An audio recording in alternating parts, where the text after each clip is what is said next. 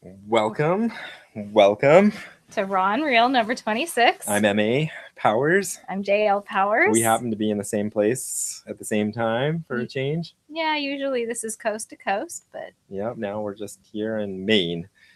Well, did you want to introduce the topic or do you want me to? You introduce the All right. topic. Well, today I was reading an interesting article the other day. I should have brought my notes down. The person who wrote it was talking about what happens in societies when they're unequal, and one of a number of interesting, well, economically unequal, and one of the interesting points that he made out, and I started thinking about it, was that when you have two societies that are unequal, even people who are moderately well off, they are not as healthy as people in societies that are more equal, even adjusting for income. So that made me think, and they were mentioning, and that there might be some sort of societal sickness that can occur when societies become too divergent.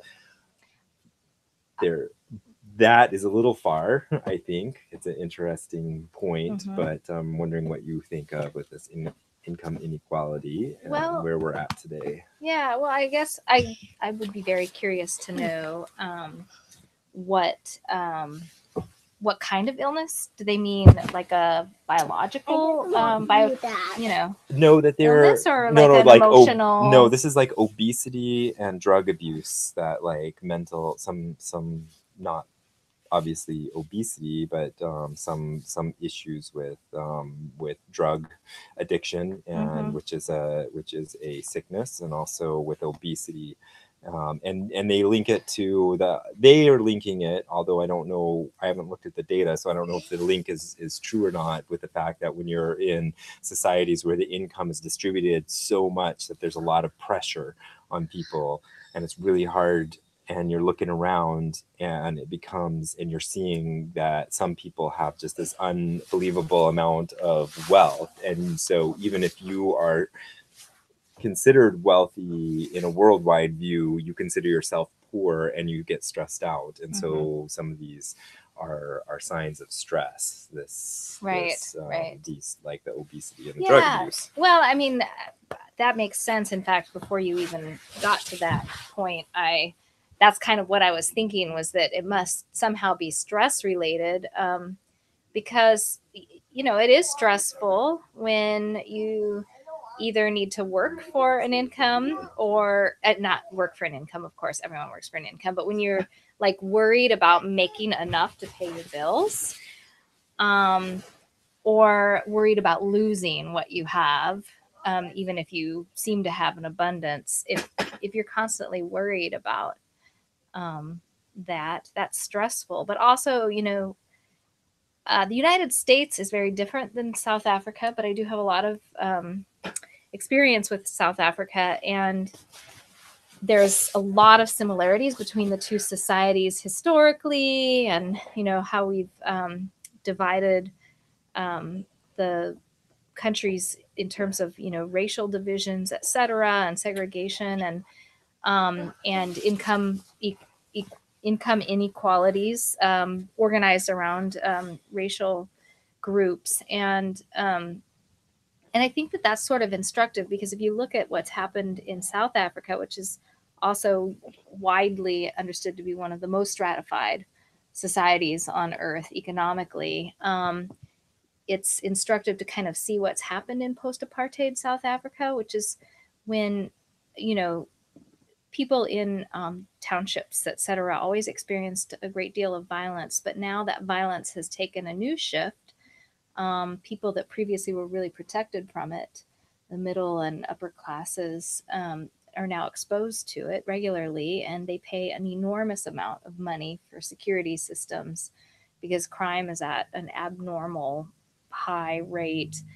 And it's been conjectured and theorized that, in fact, what's going on there is a civil war between the haves and the have-nots. And the haves are doing everything they can to protect what they've got, and the have-nots are doing their best to steal it. Sure. And And one of the reasons why they've conjectured this is because that it's a deeply personal war, that it is in fact a civil war, that it's not just an attempt to, you know, redistribute wealth in society by stealing from the rich and having the poor have it, that in fact the level of violence that accompanies these types of crimes suggests that it's become a civil war. And so for example, most burglars know that if you're, or most thieves kind of recognize that they'd rather steal something and get away quietly without having to confront the owner, because that's when violence occurs. But in fact, a great many of these type of crimes that occur in South Africa are home invasions, where deliberately they're going deliberately confrontational, and in fact often end in murder and rape and other deeply violent things. And this is part of what have led social scientists to conjecture that this is an actual civil war, and that's very stressful. And so I would think that would manifest in all sorts of psychosocial and so psychosomatic illnesses of all sorts that could lead to obesity. It's easy, like whenever the hard part is there, there's something we're in a very complex culture too, like say, the United States, where you have issues that go beyond just inequality, right? So this thing about health, okay, they're showing that it's happening not just in the United States, but you could make an argument that the reason why we're less healthy in the United States is that we just have a really poor ability to deal with our health. Like, it has nothing to do with stratification. It's just, it has to do with the fact that our healthcare system is more for treatment than it is for prevention, right? And our lifestyles are really unhealthy, like a lot of the sitting around and so forth. And so we're going to get sick, and it's just our societal problem in this instant has nothing to do with, may have nothing to do with inequality, but then it would be all sicknesses, right? Not just maybe obesity or drug abuse, which is considered to be sometimes have that psychosocial component to it. But well, I mean, we're a workaholic society. America is, and maybe that adds a lot of stress too. I mean, people around the world, everywhere, I'm like, wow, you guys get so much time off of work. How is that? Like, and we don't. But I mean, I guess one of the and that could be definitely part of our issue. And part of our issue, I think, is that we put money in front of relationships. So that is like, and that's just our societal norm, right? Is to, if you're not getting what you want where you're at, then move somewhere where they pay you more, without necessarily the consideration all the time. I mean, I think we're getting better at it, but still without the consideration of, well, you're moving away from a social safety net, in the sense that you have friends and you have, that the safety net is not necessarily monetary, it's emotional, like an emotional safety net. And I think we need to start understanding that emotional safety net is just as important as a monetary safety net, right? And actually maybe more important. And I think, to kind of take a little bit of a feminist take on this, I think a lot of women really struggle with this. Maybe you too. I mean, you've been a stay-at-home dad. You guys have decided to prioritize having at least one parent home with the kids, as opposed to that second income. And I think that there's a lot of women who struggle with that, feeling torn between giving their families the best that they could possibly offer, and feeling the need sometimes for a certain level of income, or sometimes it's because they need it to pay the bills going back to work. So sometimes it's prioritizing that monetary social safety net, and sometimes it doesn't feel like a choice. It just seems very complicated. And then I guess the argument, just to be nuanced, and I'm not sure this argument really has to do with our society now, but the idea is that, okay, when China and this is the other side where people are like, well, you need to have an unequal society, because if you don't, then you have a lot of problems too. And that's the idea that like China was in total poverty and there was no, everybody was equal. They were just equally poor, right? And then when they started to have the economic miracle, of course, now you have this huge stratification of incomes within China, and it's another one of the most stratified, societies in the world. But everybody's better off now than they were back when everybody had the same low income. So the idea then too is that some people would argue that you need to have this stratification of income, because that means that the economy is running efficiently, and so that we're paying people who are efficient more, right?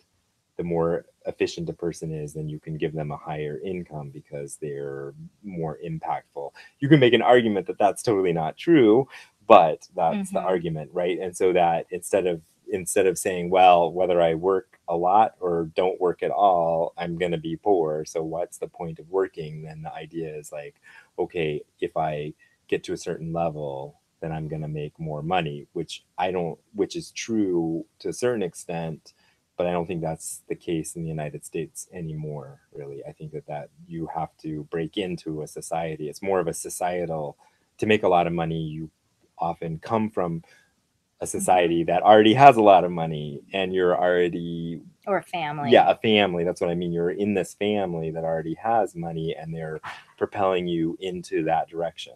Wealth generates wealth. Exactly. And so it gets more and more concentrated. And in fact, the statistics right now is that 1% of the world population has at least, if not more than 50% of the total wealth of the world.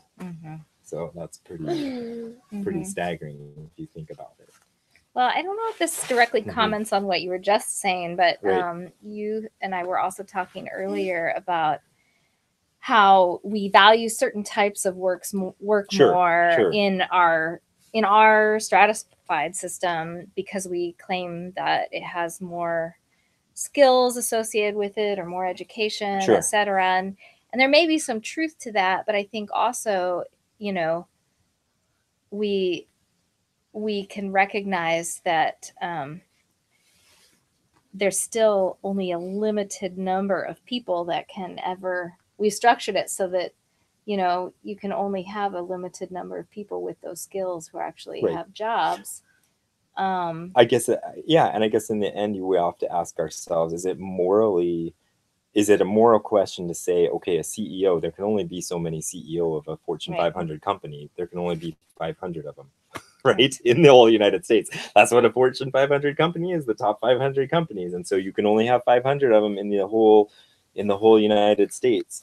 And those are the people who are making, $10 million a year income, $20 million or more of income a year. And so the question is their skill set so high and so valuable that they're actually worth $30-50 million when their engineer who's actually designing and making a product might make over 100,000. Like, is their skill set in guiding this company in a direction and making those big quote unquote big decisions, that is that really that great a skill set? Is that really so unique that 500 people can take home, millions and millions and millions of dollars a year, when their workers are, hundreds of times less? Even the ones that are super skilled, like the CEO would never, ever pass those types of math tests,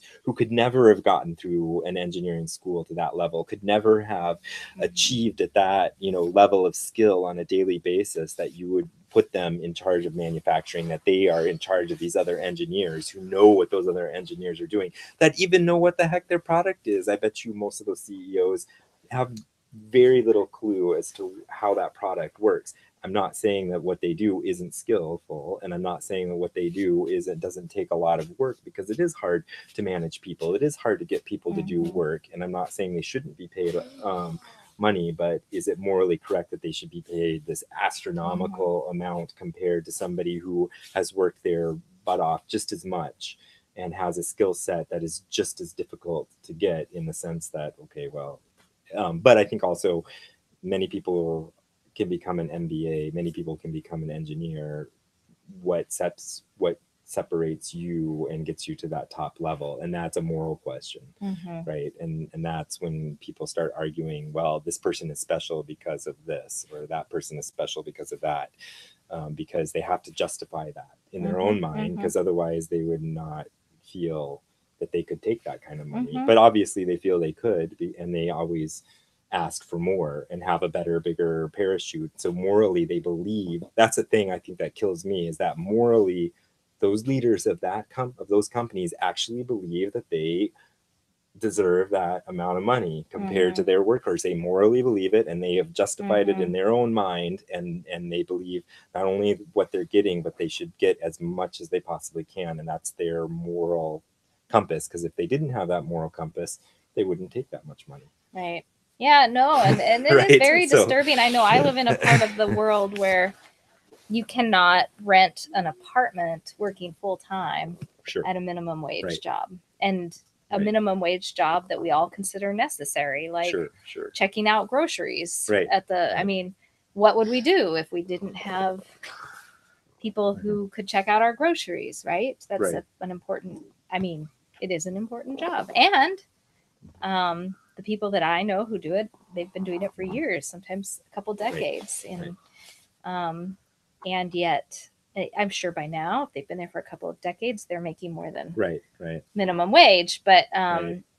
but not probably a ton more. And uh, if they're making minimum Right. wage in the Bay Area where I live, which is like $10, they can be working full time and still be homeless. So like that's I not guess morally. right. I don't like. I guess, and if I think about some of this too, I think we have a system where it's morally correct to try and maximize your personal profit, no matter what. Mm-hmm. And we think that that is not only okay, but that's what we should all be doing, right? To make a most efficient. I don't think that. I know, but I'm just saying we live in Okay. in an economy where we believe where that is morally correct, and good, the best for and everyone. And the more power to you. Hey, right, exactly. You worked hard, and you can make $25 million, and you should stick them for 10 million more if you can squeeze it out of them, right? Or I mean, out of them. What do you mean them? That's your own company that you're running, like, you know what I mean? That's $10 million that you can't give to something else because you're taking it personally, right? So I guess I think it's an interesting question, as a capitalist, whether you have to believe that, I think, in true capitalism, right? Maybe not. I don't know. And this is where you guys out there can argue what you want, and I think that's great. But I mean, in a true capitalistic society, right, you maximize the best efficient economy is one where everybody is maximizing their potential, right? And you only pay them what you think they're worth. So if you can get 50 million out of them, then they think you're worth 50 million, right? It's not your moral situation to look at it the way and say, well, I'm making 50 million, but the next closest person makes 100,000. Like, that seems morally incorrect. No, because you are only, in our society, you are what you can get, and you are worth what people are willing to pay you. Okay. Yeah. So, and I think that's why some of these, I think that is why some of the, we have problems with the stratification of income inequality to an extreme, because we do value people by what they make, not by who they are or what they do. And so if you are a hard working person, but you will, max out at $20,000 a year, you as a person in our society are not worth, you're only worth 20,000. You know what I mean? Does that, I mean, that's what we're telling people. You are worth, so you're just not worth this other person who can make whatever it is. Again, I'm not going to comment too much on my own, because I'm trying to figure it out. Like, I don't know what the best economic situation is for the planet, but what I'm saying is this is what we believe, and this Right. is what Yeah, we we know. we do, right? Right. And is that ultimately good? Is that ultimately going to be best for a society as a whole? I don't know. Mm-hmm.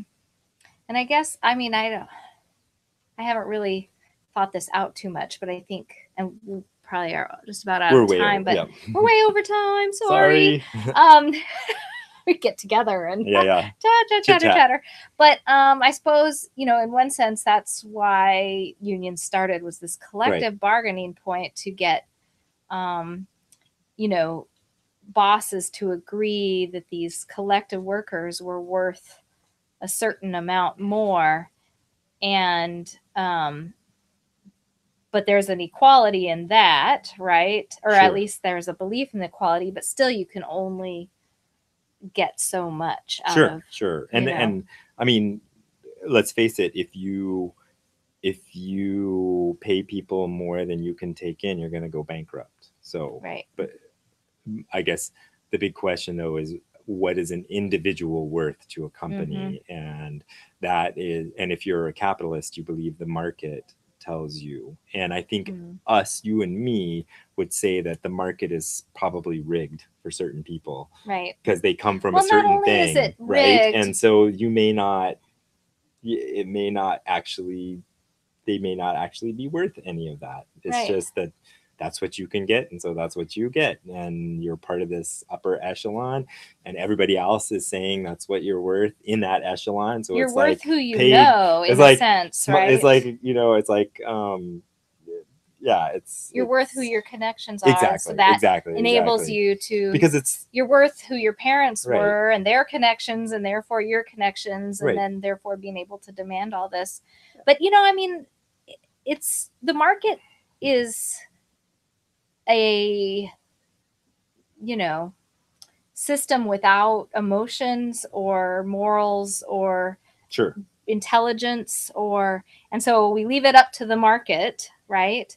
And the market supposedly is driven by, you know, maximizing millions, profits, maximizing right? profits, but also millions of people who participate in the consumption Sure. of products, etc. And so then therefore this individual is worth what the market demands. But it just reminds me, I mean, sorry, I always go back to education a little bit, but are the tests that we give to our millions of kids in school, Right. that somehow determines Right. how we think about them, Yeah, as they proceed through school, and that their economic viability, but how they, you know. But I mean, I also do believe in some freedom, right? Like, I think we both would believe that we shouldn't just automatically peg people at a young age, right? No, yeah, no, Right. absolutely. And so I think one of the ideas is that if you start regulating the market, right, then there's less freedom, and sometimes that means that people can't move up and down the economic ladder. Although what we see, I think, is that it's really difficult in America to move up the economic ladder. If you don't already come from something, it's hard to get into that. Whereas in other, that hard right, to move down. Whereas, yeah, well, that's true, and I think that causes a lot of stress too, because even people who have a lot of money are like, well, maybe they know internally that, like, I'm not that far away from going down there, so I got to scrabble for more, right? Because there's this huge gap, right? And so it gets scarier and scarier. It's still scary, and so maybe you scrabble for more because you're always petrified that you're going to end up like the schlubs, the rest of us schlubs, you know. And I guess, like, I think a lot of our I think what happens with a stratified society like this is there's just a lot of fear to go around. Yeah. Hence maybe the health issues. Exactly. And that is where we probably should stop. It looks like somebody's fallen asleep. Yep. We put somebody to sleep. Good times. Hopefully not you guys. All right. Thank you for listening to us chitter chatter. Bye. Bye.